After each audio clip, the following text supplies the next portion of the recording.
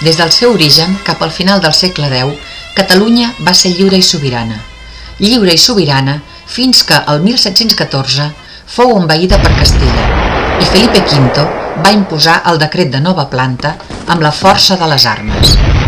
I des d'aquell 1714, i fins i tot des d'abans amb allò de l'Olivares, el primer negocio y el mayor es allanar Catalunya, Catalunya mai no ha deixat de patir les agressions i l'espoliació de l'invasor.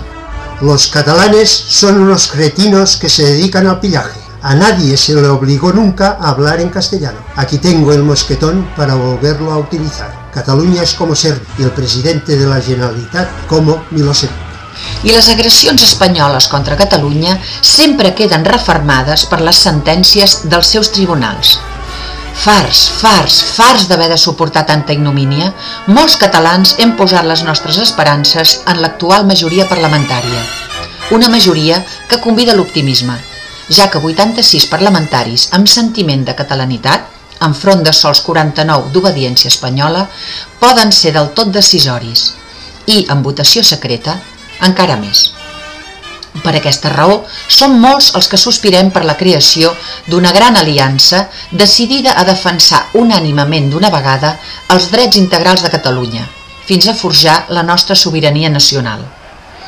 Amb aquest íntim desig i tot rememorant l'apoteòsic esperit del 10 de juliol, Pla Independència 2014 posa a la consideració dels catalans amb aspiracions sobiranistes el camí segurament més assenyat i factible per a la proclamació de la nostra sobirania i la creació de l'Estat català.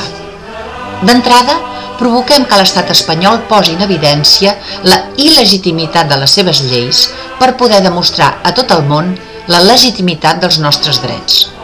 I com es pot fer això? Primer, reclamant el pacte fiscal precisament perquè el deneguin. Després, proposant la reforma de l'article 8 de la Constitució sobre les Forces Armades perquè el ratifiquin. I finalment, sol·licitant la convocatòria oficial del referèndum perquè el prohibeixin. I al mateix temps que les lleis espanyoles posen en evidència la seva il·legitimitat, podem proposar el dèficit fiscal de Catalunya com a rècord Guinness mundial a causa de la pertinaç voracitat espanyola que ens està abocant a una regressió irreversible. Més de 700 euros en són expoliats els catalans cada segon. Cada mes, més de 1.000 euros són rampinyats a cada família catalana i se'n van cap a Madrid. I no tornen. No en torna ni un. Cada any, més de 22.000 milions d'euros expoliats a Catalunya són dilapidats per Madrid. Cada any i cada any més.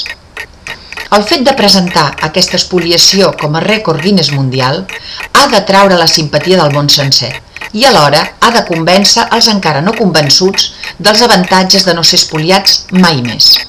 Posat en evidència l'espoli fiscal que estem suportant, així com la il·legitimitat del domini espanyol i l'hostilitat dels seus governs i de la seva justícia, caldrà redactar el memorial de greuges de la Catalunya sotmesa a Espanya per presentar-lo als organismes internacionals amb la finalitat de procurar la seva aquiescència. Un cop demostrada la nostra raó i conquerida l'aquiescència internacional, el Parlament de Catalunya quedarà perfectament legitimat per instituir l'Estat català. Encara que no sigui una empresa fàcil, el pla és ben factible, ja que no costa diners ni presenta riscs insalvables i brinda l'oportunitat de poder aconseguir l'objectiu de manera cívica, legal i fins i tot festiva i exultant. A més, en ser el pla del tot compatible amb la gestió de totes les altres prioritats, hem d'esperar que tant el govern com el Parlament aprofitin aquesta avinentesa única que ha de ser la solució definitiva de totes les altres necessitats: reactivació econòmica, creació de llocs de treball, millora de l'ensenyament i de la sanitat i de les infraestructures i de les pensions i de tot allò que faci falta. Sí, però alhora i sense pausa fer camí cap a la nostra sobirania nacional. I ara, per si no en teniu prou amb tots els arguments a favor dels nostres drets, recordem el raonament del poeta. Tenim raó. Contra bords i lladres, el meu poble i jo. Catalans amb sentiment de catalanitat. Hem de ser tan assenyats i prudents com calgui, però alhora estem obligats a actuar amb coratge per forjar la millor Catalunya possible.